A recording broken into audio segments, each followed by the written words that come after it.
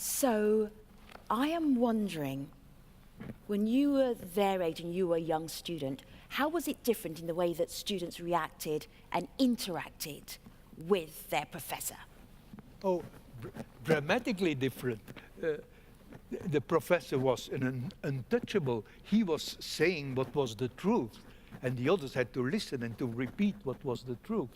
And I still am astonished that here in Ghent we not only could contribute to finding a little bit what was the truth with such an education. So it's people think that the genetic engineering was done in the United States by Monsanto, but it started here, and so it shows the flexibility of the mind, and it doesn't matter if you have this kind of severe if you react and really do something afterwards, it works out. Yemi Adeyeye is from YPAD. Yeah. You're based in Italy. Yeah. Tell our audience, if they don't know who you are, but you're a very familiar figure around this conference, what it is that you do. All right. My name is Yemi Adeyeye, and I'm from YPAD. So YPAD stands for Young Professional for Agricultural Development. And what we do really is we create a stage where young people can interact with each other. We've got platforms for it. And we also create a stage where it becomes easier for senior colleagues to reach out to young people, either for mentorship opportunities, to be able to be mentors, or to be able to integrate young people in terms of concepts, ideas, and their presence in your particular process. And it's valuable. I like the fact that I feel opportune to be here right now with Professor Montagu. And I realize that the chairs are kind of empty. It's fine. I will make do with the amount of senior professionals here. But I will bring forward a sort of an addendum before I start talking further. The reason is because I've got a duty, and the duty is to say what they will probably not want to say to you. So if I say something that makes you feel a little bit uncomfortable, it's because I'm just doing my job. And also because this is a science event, and we've got people who allude to a lot of facts. So which means if I will speak, I should better be factual. So it's really interesting to have an opportunity for young people to be here, to engage, to share their opinion, to bring forward ideas. And I would just go directly into it if you don't mind. Because when you talked about opportunities to bring young people into agriculture and get them engaged, I think if we go on a lot of streams of ideas, we can all put them all together and just say, you put the resources where all your declarations are. That's just simply it. If we're going to be continually declaring that young people are quite important, and we need to bring them into agriculture, and there's a lot of opportunity, we need to protect the future, and these are not new declarations. Centuries, generations, I know Professor Montagu will agree that during the generation is something they all say, that young people are important, you need to bring them in. But we're also making the same declaration yet again. I guess what we need to do right now is to actually maybe put resources forward to do it. Because there are people here with ideas, and the question is, who is here who is ready to support them? And who would, because private sector custodians of power, they're custodians of finance, they're custodians of access. It's well factually stated that the private sector R&D, research and development, has more money than the public sector. It's a fact. But how much of the social responsibility aspect of engaging with the community have the streams for youth engagement? How many of our industries have a stream that focused on youth engagement? There's a reason why a young person would rather be a computer engineer than be an agriculturist. It's because the institutions, private institutions like Samsung and Google's, will sponsor an undergraduate competition for straight A students to compete to get in. So if it's that cool for you to compete to get into computer engineering and computer science, where are the foundations in agriculture not doing the same for agricultural disciplines? Yemi, let me just ask our next gen here about what made you get into the field that you're in. Who's got the microphone? Who wants to start? Yeah, I'll start, if that's okay. Yeah, of course. You never have to ask permission to speak with me. Okay, thank you very much. For me, it was during my bioengineering courses, I decided to do agriculture. And it was because I felt that I didn't really know how our food was produced, and I was losing touch with the primary sector. And I thought it was sort of a social responsibility as a scientist, that you know where your food comes from, because it's the really basis of society. So that's why, for me, it was important to start doing agriculture, because I felt it was socially necessary for scientists to understand this. Sure. Somebody else just throw something in there? My interest in agriculture, I think, came from the opportunity to get a work-life balance. Would you mind standing up, because then the professor can actually see you? Thank you. I'm into crop production, and Yeah. I want work-life balance. And I think agriculture, in that sense, offer that to me. So, yes. I was personally, oh, do you want me to stand up? It's just easier to see you. Thank you. Yes. I was personally interested, like, I remember, like, during my bachelor, I was interested in science, and I perceived science to, like, I was doing science personally to solve problems. And that's when I got into, I wanted to do cancer research first. And then I thought, okay, like, what are the big problems are we facing as a society? And that's when I came across the growing population problems, how we're going to feed the population. And I perceived that to be a bigger problem. And I wanted to be involved in that, personally. Professor, you do a lot of work with young people. What is it that motivates you? Well, motivates by itself is already on the knowledge, because we know so few, and we feel that so much will be known. We know that, very logically, that it's not the old generation will do it. So the new ones, we have to convince them to do the science, and there, it's a lot of techniques, and to do it seriously, and also for not only for the techniques, but the thinking, what is scientific thinking? That's what helps us progressing, and not be taken away by your beliefs, by your wishful thinking, but really the facts. And then, at the same time, not lose track what society is, because otherwise they also go for all kind of arguments in a narrow road.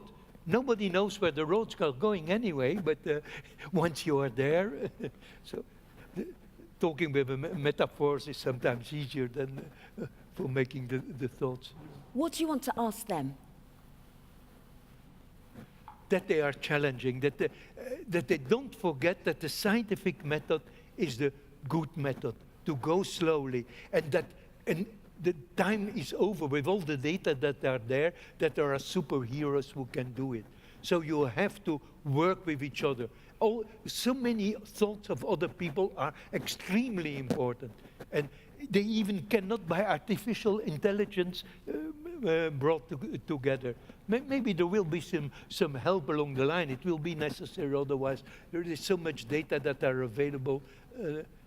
But have appreciation for the data, but don't wait till you can handle them all. Wait that they are there. See to be efficient there also. But in many things one has to be more efficient, because it can be fun to have more efficient, because you meet other people, you meet other events. So that's what I call life, and bring that together, and one doesn't work to the other. Otherwise you are lost.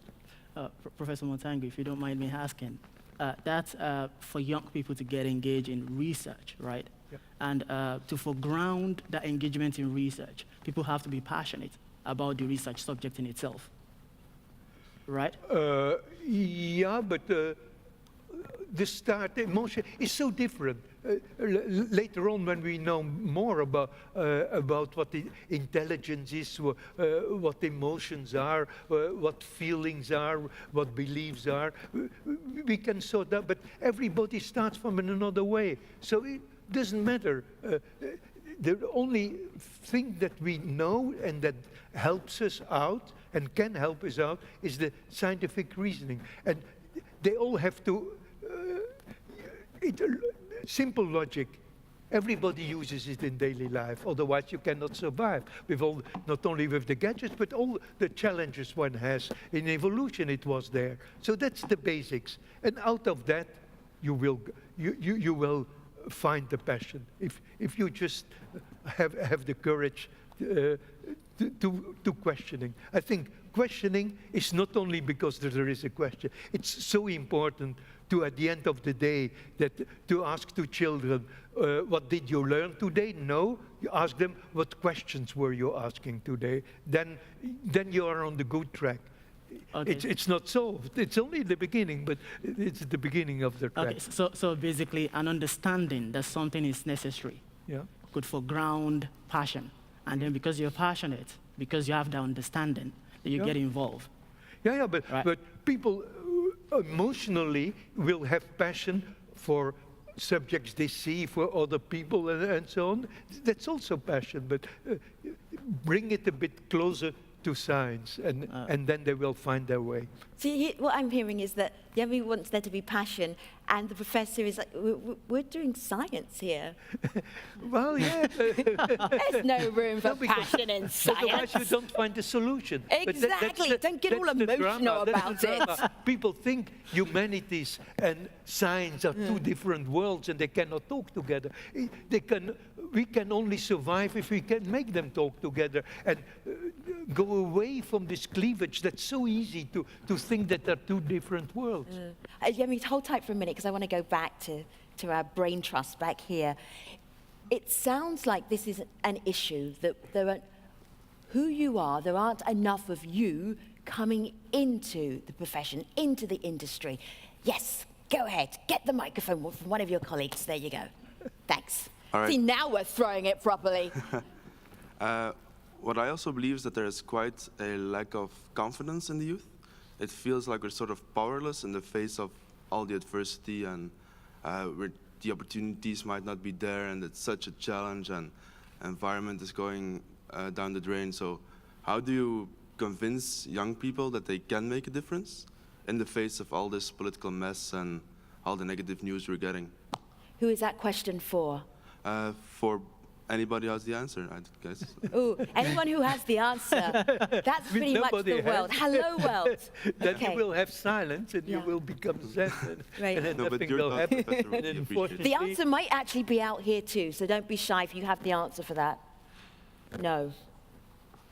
Oh, is there an answer there? No. It's just a No, microphone. but well, I surely will take on all challenges. That's why I'm here. But it's indeed dangerous to become depressed from all that. That's why I hesitate a long time to put in the very last slide, because that's the reality, and that's the reality you have to cope with. And you shouldn't think that silence will think brilliant, but you have to do it, and that's for all the things. And you can do it, because you never will. You will be able to do what you feel you should want to do. Thanks to what Leonardo da Vinci said, and he did fantastic. And even if you just do a little step, enjoy it, but know it too, and make this balance. How you react on that is, again, everybody will do it in a difference, but for the progress, you need a scientific method. But for this, there are so many people with linear thinking that try to drag you down. That's maybe, if you have this feeling, then maybe you will react. Because in the whole life science, it's always some action that drives you, and then it has to be controlled, because otherwise it would go wrong. So, and it's with that we have to realize that it's with that we grow, and it's the same with the emotions. How you make the balance? Yeah, as a young person, what I think always helped me is I look at people ahead of me. Like, I look for examples of people who had gone through the path I'm going through right now. And if I can identify people who are successful in that particular area I want to get to, I try to learn about them. If you have the opportunity to interact with them. And that is why I'm feeling a little bit emotional, because it's my job to be emotional about spaces like this. and how such spaces like this enable young people to engage. Because this should be one of the functions of why we designed a space like this. Because one of the core principles of why we have all these charts is not just the sustainability of something inanimate, which is agriculture. It's the sustainability of people engaged in the agriculture, engaged in the crop protection. If the humans are removed from the object, what we have is meaningless, you understand? And this is something we've all been interacting with. That if we are all here, and there are some senior colleagues who are here, who are custodians of resources, they can spike up this passion. They can make it interesting. Because with the little resources that the young people here have got, they've tried to do some things. And permit me to say and digress a little bit. From my experience, youth-related programs and interventions in agriculture are the least resourced. I don't know why. Is it because agriculture is poor? No, agriculture is not poor. There are industries making millions all the time. We just don't think that is one of those pathways that should be prioritized. And interestingly, other sectors are doing better. They know that. They know it's important. They know it has the optics. The optics is important for passion. Because when people become passionate about something, that's when they start asking questions. And within limitless questions comes the one that are actually necessary. So if we want young people to be curious, then something needs to drive that curiosity. Someone needs to engineer it. It needs to be deliberate. Yeah, so what kind of money, we're talking basically big money, right? Big fellowships, big money. What kind of money then would you think that would change how many young people came into agriculture? A good illustration is, let's use University of Ghent as an example. Let's professors who are here ask themselves the question, within the other sciences and other disciplines, how many scholarships are there for people to transition from high school into those programs? How many are there in agriculture for young people to transition from high school into agriculture? Now, make that comparison. Ask yourself, why would someone who has maybe a sort of a commensurable amount of understanding about these relative disciplines choose agriculture as opposed to something else? It's a really valid question, because Hold tight a minute. I hear conversation. Let's put the microphones in that conversation. Go ahead. Yeah, good afternoon. I like the saying that of Professor Van, that everybody start in different way initially, but they get passionate later as well. For me as well, when I started agriculture, because I thought that I can get job easily.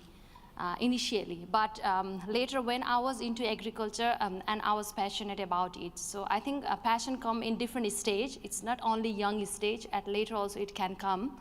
Yeah, and my question is with Professor Van, what qualities you like about young people and what not?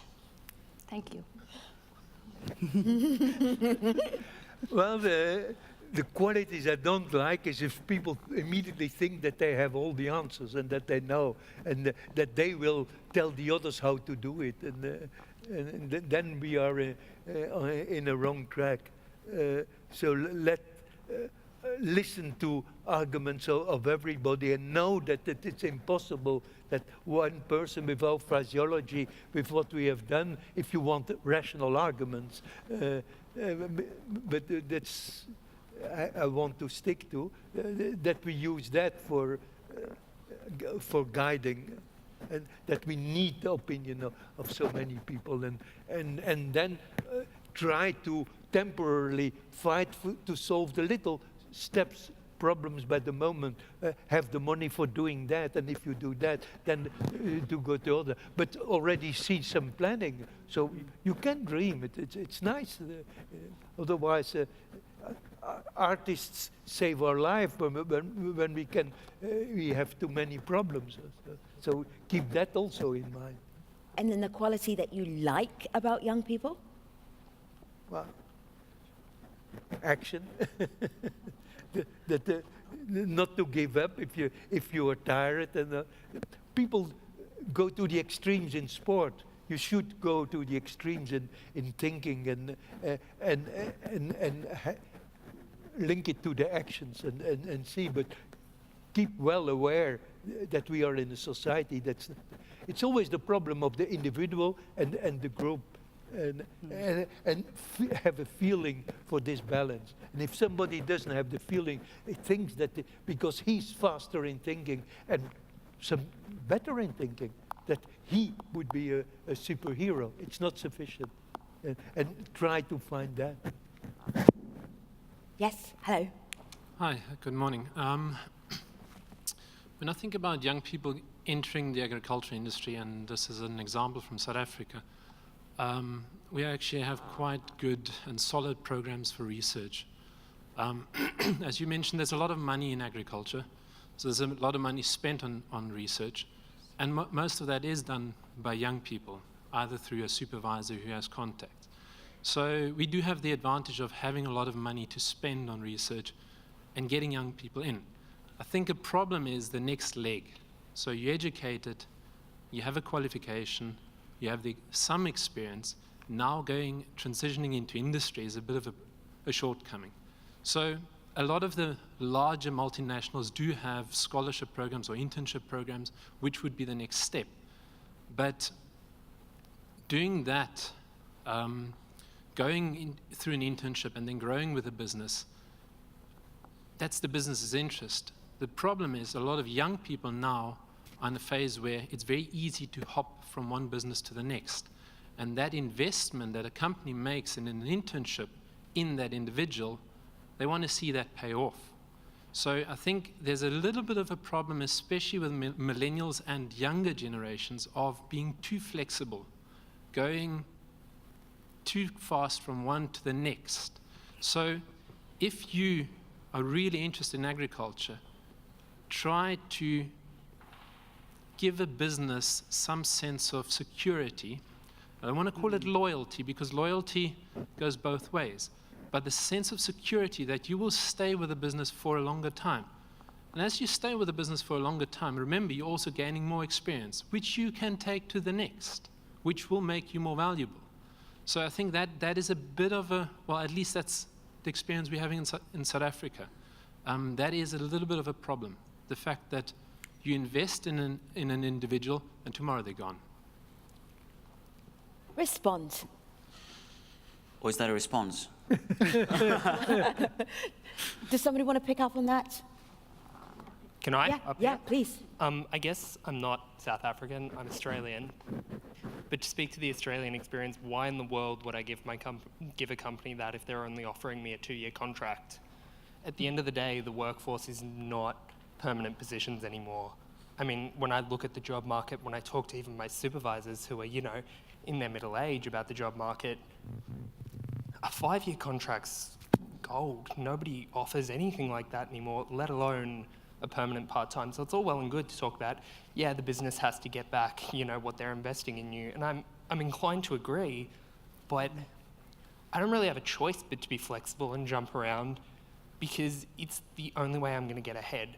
At the end of the day, everyone that I know who has actually gotten a permanent position has turned up, done really well, threatened to leave, and been given a permanent position. Otherwise, you're just in this infinite loop of 2-year contracts.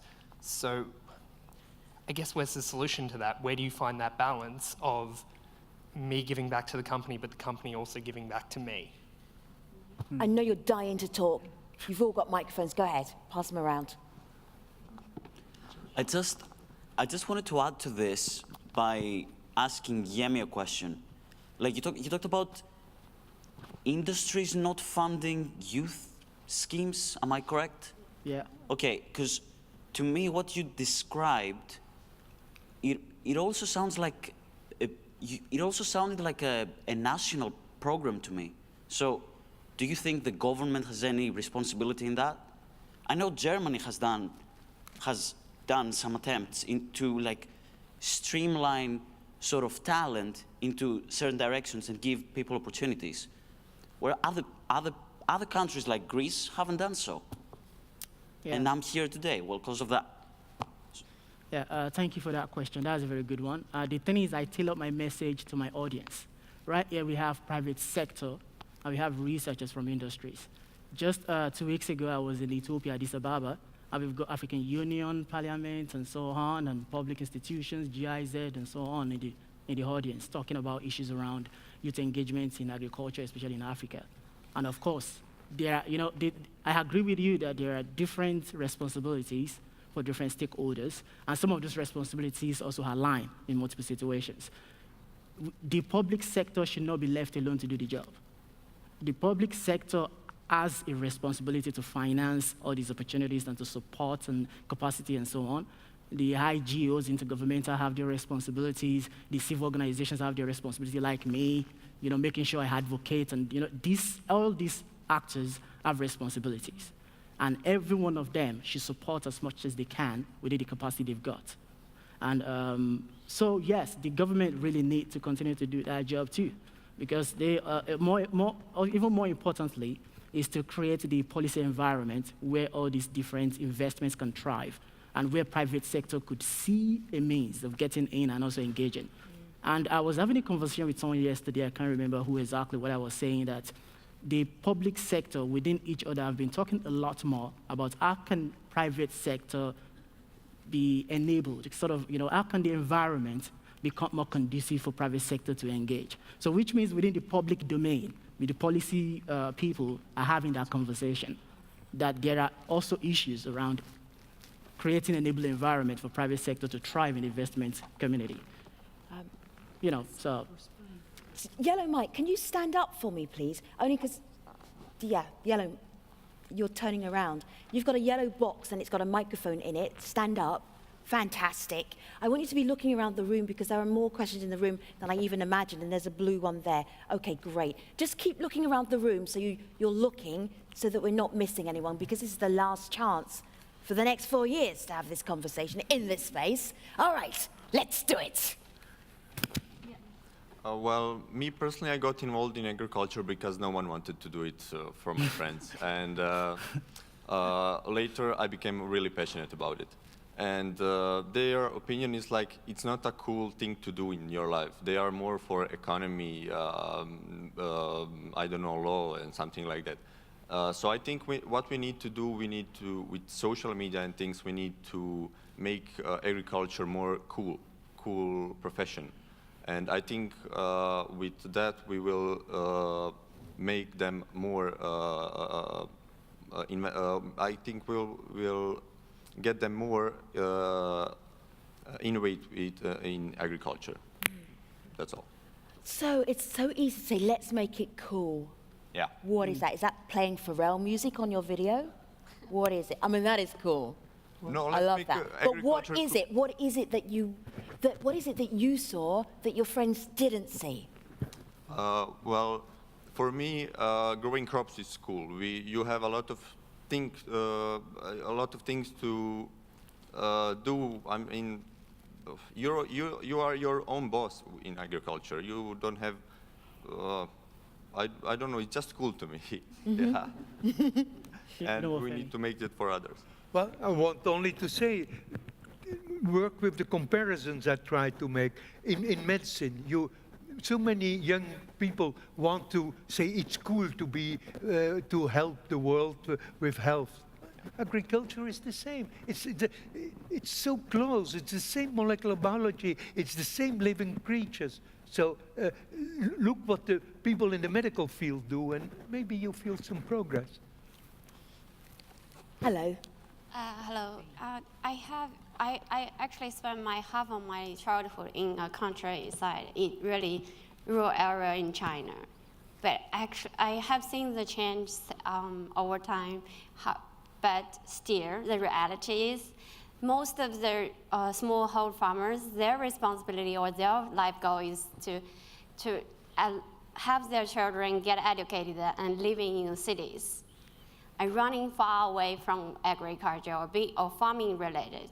So how do you think this, I think this is probably the common reality in Asian countries, in most of the Asian countries. So what do you think, how we can solve this problem or changing the situation? I mean, there won't maybe an answer that's here, as this is a conference full of experts, but Professor, this idea about this drain from the rural areas going into the urban areas, so Does agriculture have to be in the rural areas, or can it be elsewhere? Can we do it in a different way? Or are we just losing people? Well, agriculture is close to the soil and the productivity. The scientists have to see that it is higher and that the soil is well kept, so it will be there. But we should see also the responsibility of this science called humanities, that we don't work our social life only in the cities, but that we find better ways of enjoying life in the countryside. And there's never been a lot of thought and work about that. And that's also important. Just to contribute to that, I'd like to say, personally, I never wanted to study plant science, and I didn't want to go into agriculture. So I wanted to study pharmacy, and then I applied, and somehow I thought it was unfortunate. I was just given a course I didn't want. So in my second year... How does that even happen? Someone's giving out courses at the door and they accidentally give you the wrong one. How does that work out? Yeah, it does happen where I come from. Oh, in Nigeria? Yes. Yeah. So, okay, yeah, that could happen. Yeah, normally you could, it's about 1 million people applying for admission to university each year, and then you only have the possibility for about 300,000 to be admitted. And even if you have straight A's and your points are so high, you still don't get your choice, and then you get given something else. So in my case, that was what happened, and then I was really depressed. And in my second year, I wanted to quit and again write another exam to maybe get still pharmacy. But something changed everything. It was, I had an uncle who studied agriculture, and he was a member of the national board. And then when he listened to me, he said, no, you shouldn't quit. But then he brought out a lot of materials, and then he really educated me. He sat down with me and showed me what possible career options I could have. And that was the game changer for me. So actually, I went with those pamphlets to school, to my university, and I sat with some of my colleagues to explain to them, these are options, and they really, several of them caught the drive, and that made a difference for me. So my question still is that I think knowledge is important, and it needs to be with the youth. During the Next Gen, we had that opportunity, so we brainstormed a lot, and I think we have the ideas. And I still want to say what we could need is funds. I think the youths are better positioned to reach youth. So it still comes down to that. Maybe Yemi, you can comment, or Professor Montagu, how we can go about this. Fully agree. Thank you for the example. Yeah, I think there is something that we probably need to highlight, that everyone who is here are passionate to a higher degree than others contemporary who are not here. But the important question here is, do we have enough passionate young people in agriculture? We don't. That's just the answer. Especially in Africa, we just don't. And she had given you an illustration of how she got in. And I imagine a flip side of what if all those straight A students are applying to agriculture first, and then they happen to be dropped off to pharmacy. What can make that happen? I'm asking a question. Maybe someone has an idea. I have a thought in my head. I said something a little bit about it before. But maybe that's how we should think about, because there's something fundamental about young people that cannot be removed from them, which is the need to be excited. We just want to be excited. When things are exciting, you get happy, you want to get engaged, you want to interact, and so on. If something doesn't look that exciting, we tend not to want to do it. And to make it exciting, we all know what it takes. And we can imagine why pharmacy is exciting. The appearance of a pharmacist is in itself glamorizing. The glamour is there. What pharmacy do you go to? Yeah, because okay, the ones that wear a lab coat, that has stuff to tell you, right. you just maybe not the one in the UK. Okay, I'm going to be looking at pharmacies in a whole different way now. Yeah, go ahead. Yeah, I actually want to share that when I talk to my family members that I'm an agricultural bioengineer, they say, so you're a farmer, so you're in the field with crops. And I'm like, Well, no, that's not the only thing we do. There's a lot of science, there's chemistry, physics, there's economy. That's, I think, one of the most complex subjects to study.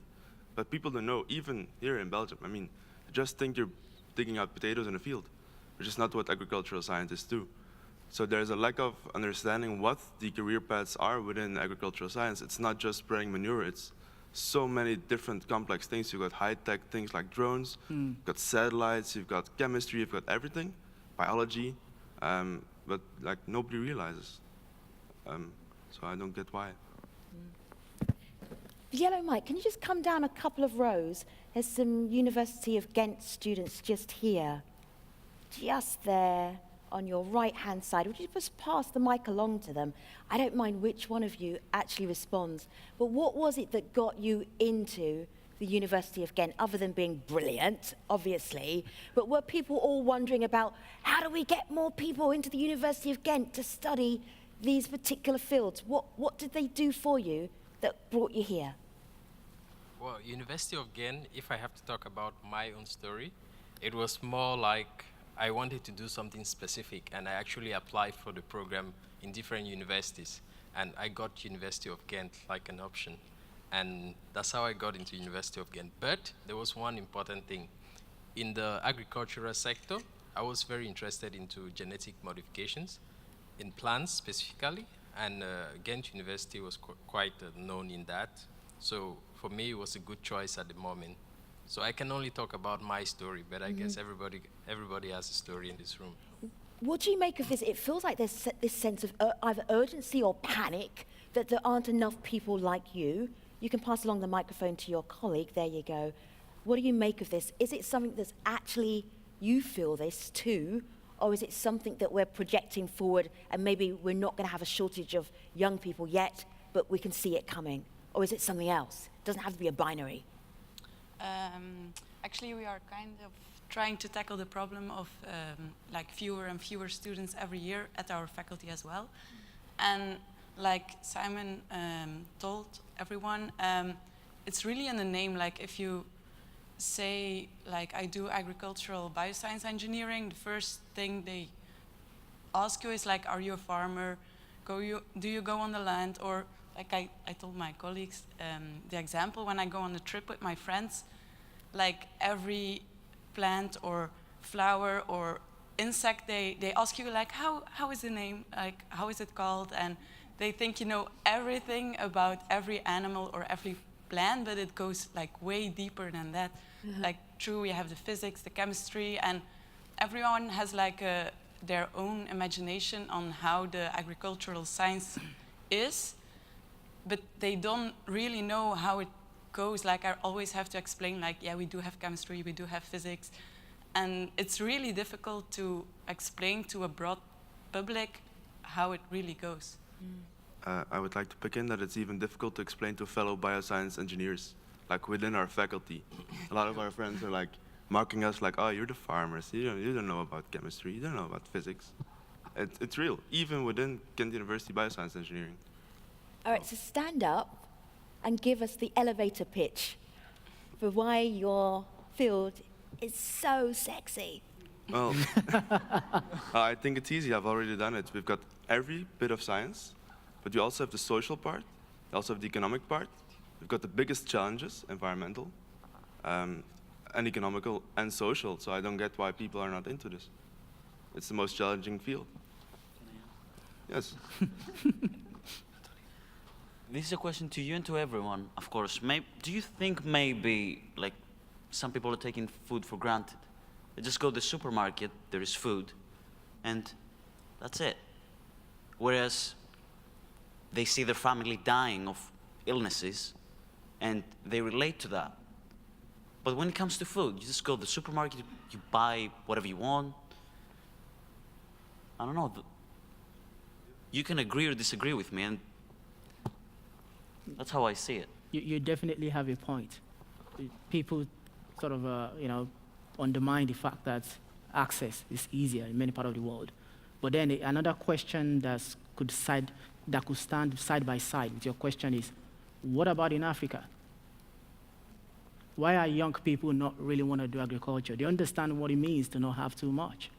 They know where food comes from. A lot of people do. They know what it takes to get the food. But still, they don't really want to still do it as a discipline. I mean, they don't mind having a garden. You understand? They don't mind having a garden in their backyard. But they don't want to allude to calling it a profession.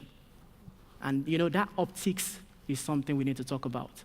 And another thing is that, is it really, fundamentally it's not wrong if people say you are a farmer.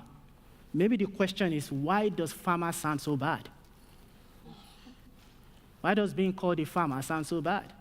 If you're an optician doing something with the core of the core of the core of the eye, I don't know the name for that. People can call you a doctor. You're not going to frown that you're a doctor. No. You're going to take it. Yeah, I'm a doctor. But why is it the same for farming? Maybe that's a question we all should think about. There's something about the optics of farming as a discipline. There's something that we all need to do about it. And I will again, because I'm stubborn, connect it to those who have access and power to ask that question in their daily lives. What can we do as custodians of access and resources to that optics of being called a farmer? Why is it bad? Should it really be bad? Should it be so? Can we glamorize it? Can we make it good? Can we get to a stage where a young person says, I'm a farmer? Yeah, if you want to know more, ask me, then I'll tell you which exactly of farming that I do. Professor, what's changed since you were studying? What's the biggest change? All the basic knowledge. In the life science was a full mystique till 50 years ago. It's only taking up. It just, the people said the theory of Darwin, and many laughed, and what drawing a monkey, and that was the theory. And now with the sequencing, people say, oh, it's very serious, but they think they know, but no, it's only a beginning. So the whole effort has to accelerate. But if we didn't have the base, we could not think further. So we have progressed in 50 years, and that is by itself not easy to bring this confidence that we have progressed. But the needs of society are exactly the same as thousands of years ago. So there is obviously something about your field that keeps you coming back for more, because your average week is what? What time do you go into, well, you're retired, but what time do you go into work? Well, I get up at 6:30 to be at least to do the things at home, and then I try to be in Ghent between 10 and 11, and leave at 4 because there is another. Not down by the river, like Ghent in the university, and then you sit in your office. Well, no, mostly hanging on the phone and talking and trying to find the time to see persons, because it's the persons who have so much more knowledge, and try that they give me the time to talk to them and to find out. So, because that's the way to build up new knowledge, and you cannot do it alone. You have to feel the solidarity, then you have the courage to do it, otherwise it would be depressing. Do you think these students here are better students than you were? Sure. Didn't even hesitate, why? Well, because I was extremely passive. If you come out of a working class neighborhood and have a habit to listen, you follow and you listen, and you want to try sometimes thinking a little bit, but immediately people give you 100 arguments to shut down. At least they are alive. Yeah. I'd like to come a bit back to what Yemi was mentioning. He said something about farming. Why is it that people look at it as though it's not something to be valued or as a career to pursue? But I think you made mention of Africa, so I might just say something general. In my opinion, it's more about culture, perception, mindsets, and what you grow up with. So from where I come from, it's perceived that when you are a medical doctor, that's something, that's something of worth. And parents want to look at their kids and say, okay, my child is a doctor, the second is an engineer, the third is an accountant. And so when I got my admission, actually my brother looked me in the eye and he said, well, you know, I'm going to be an economist. How can you imagine going to a university to study plant science? And it was really like something funny. People made fun of me. So I bring in this personal example, but in the end, he's fine with what I do, and he's happy that I'm happy with what I do. But I just give you an idea that it's the perception. It's the culture of the environment. And unless we engage in awareness, it really will not change. And it's not just Africa, it's also, as we heard from Simon, it's here as well. Yeah. I want to do one more thing, and then Yemi, I'll come to you. I just want you to actually just pass the cube around, all of you, and just like one idea to engage other people, other young people, or actually the private sector or universities or the stakeholders to get more people like you into the field. And it's almost like speed dating. Do not pass the mic if you're holding it. Speak into it and then pass it. All right, and we go now. Okay, so I think we need to engage already also small children because they're inquisitive. They really want to know the things. And they haven't been on the farm when they're in the city. So how do we engage them? So we maybe need to talk to them in schools already at a really young age. So I think we have to go there already when they have not made their mind up already. So really go for a very young age.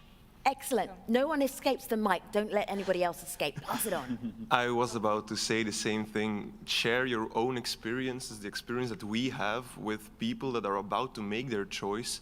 And that way we can frame in a bit why we have chosen that pathway and why we are so excited about what we are doing. Keep it going. Yes, very quickly. It's got to be the same subject, though.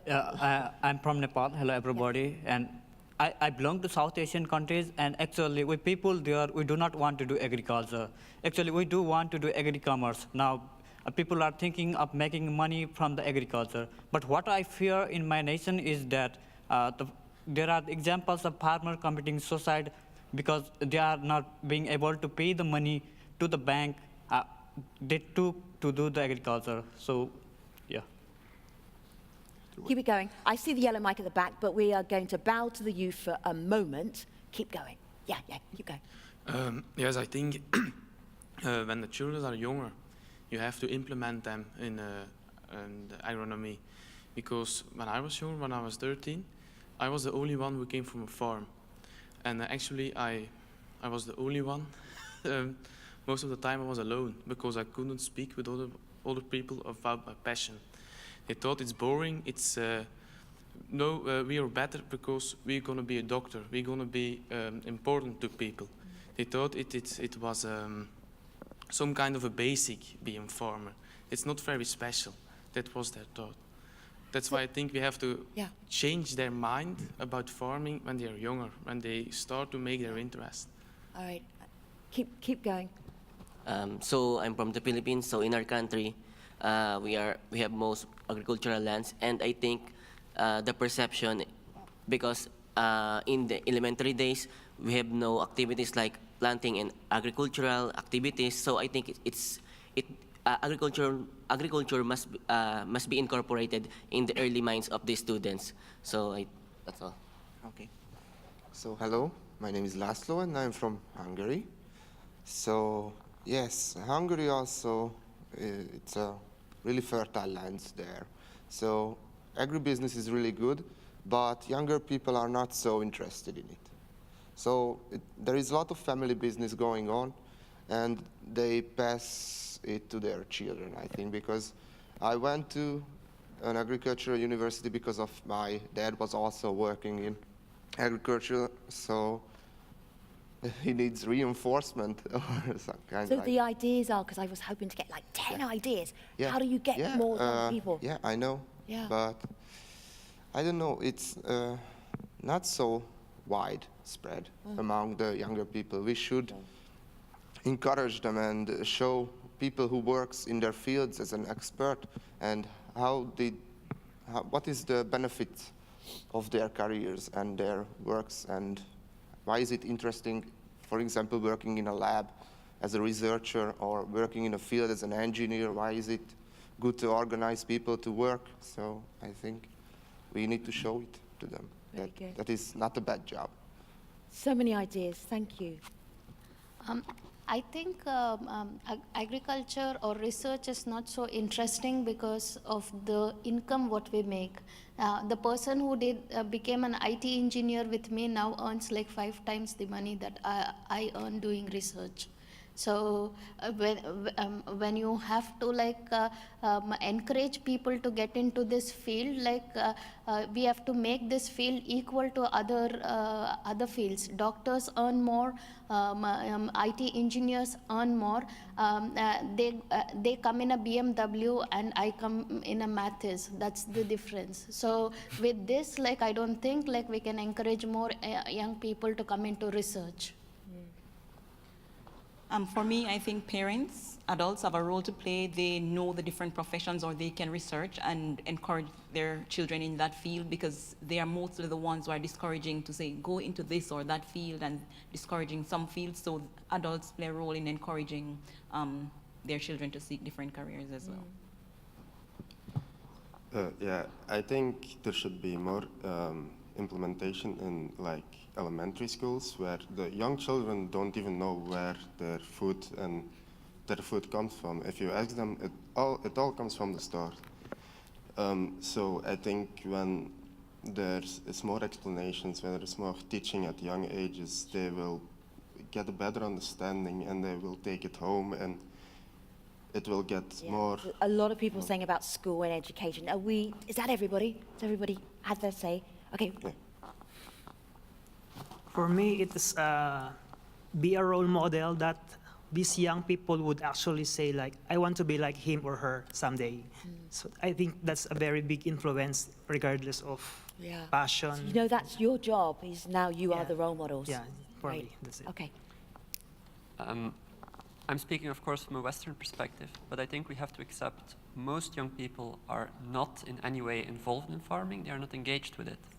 But what they are engaged with are big societal issues like climate change and loss of biodiversity. And we have to do a much better way of showing people that agricultural science is crucial to those big societal challenges. And the last one. I think there is it's demand and supply. If there will be demand of agriculture scientists, agriculture people for in future, there is less production, then I think there will be scope for the new students to come, younger generation. And if the society doesn't demand, then why young people needs to become in that service? Rather, we can go to IT or health science where there is higher demand. We can choose that profession.